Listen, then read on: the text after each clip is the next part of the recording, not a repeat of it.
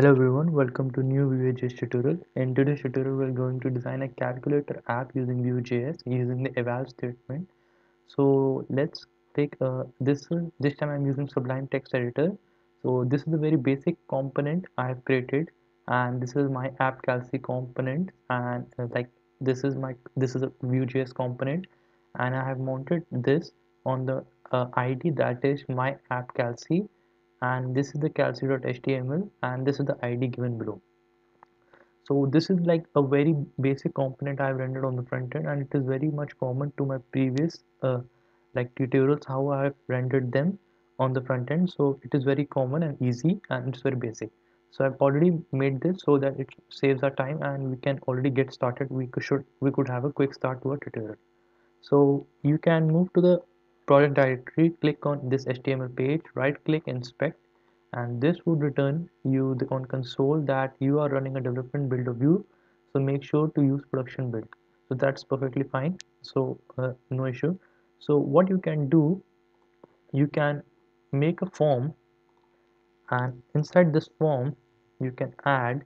So I'm using Sublime like for this time, like it's like I've already have a huge font size, so it's to give you better visibility. So now in this you can give input, and then the type is going to be text, and name is equal to query, and the ID is equal to query, and we are going to v model this is equal to query. So you can you can remove this to avoid any confusion, like it's not needed as of now. So you can remove this, and what you can do, calc.js. So now what you can do, uh, you can build query and give empty parenthesis. Okay, now you can refresh the page and fail to swipe direct model. Okay, I made a spelling mistake, so this was v model, and you can refresh this page, so it works perfectly fine. And now what you can do, that I have a data query which is an empty string. I've already mounted this on the front end, and what I can do, I can type for you using the paragraph tag. You searched your query is this query inside the parenthesis, which would give us the value. So now let's refresh the page, and your query is 2 plus 3 into 5. So this works perfectly fine. Okay, now, okay, I forgot to put an R. Your query is this. Now for the same, what you can do, you can put input type is equal to submit, and the value you can give is to calculate. Okay, and you can give a HR tag below. So this was just for demonstration purpose, like to give an overview, and here it now works perfectly fine. So your query is 2 plus 3 star 5. Now if I want to evaluate this query, so I should use an eval statement. So I should use an eval statement, and how can I use this is, first I need to define a form at the rate submit dot prevent is equal to my method. So this should call a my method there in like my method, or you can define this my eval function. Okay, my eval, you need to define this my eval here, my eval, and this is a function which is going to be called, and what you need to do, okay, so you need to define my eval function, and what you need to do, console dot log this dot query. Okay, so first we'll just console.log this dot query. So let's type this. Are we getting at the back at the mounted part or not? 2 plus 3 are 5. calculate, and here we see we have already got the query, that is 2 plus 3 into 5. So we've already got this, so it's working perfectly fine.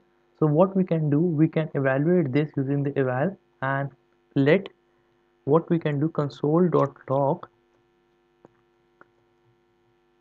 let we should take another parameter, that is result, and we can also keep this as an empty string.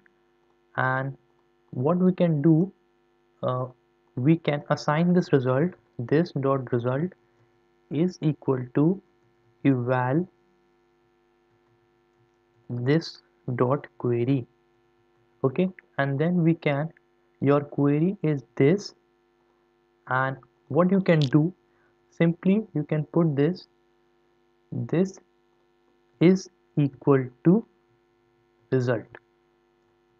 I hope this is perfectly fine. So let's refresh the page. I can already copy this and refresh the page. So 2 plus 3 star 5 is equal to 17. So this is how we can use this.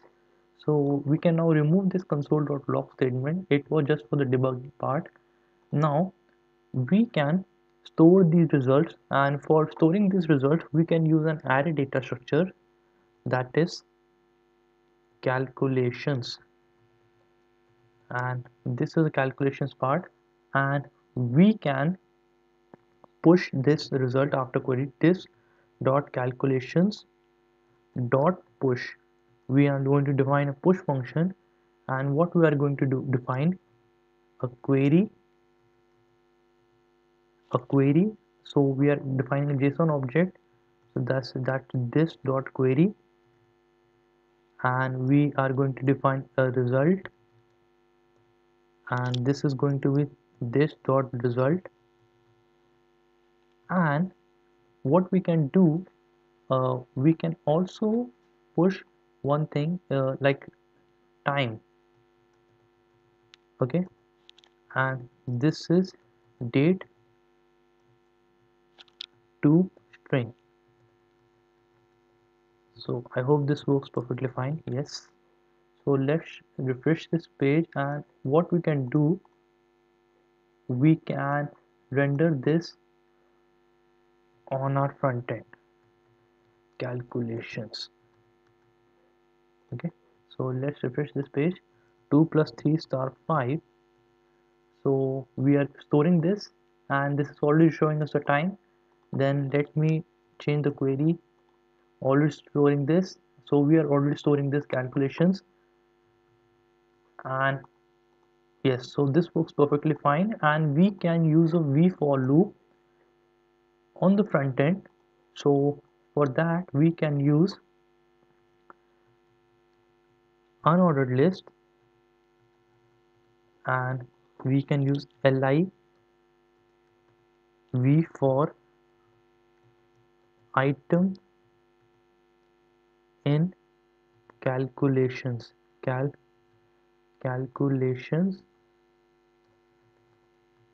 Okay, so we can define, we can close this, and we can define item dot query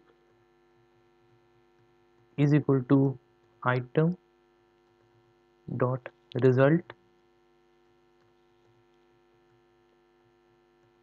and we can define item, so this is calc.js, and we can have item dot time. Okay, so let's refresh the page.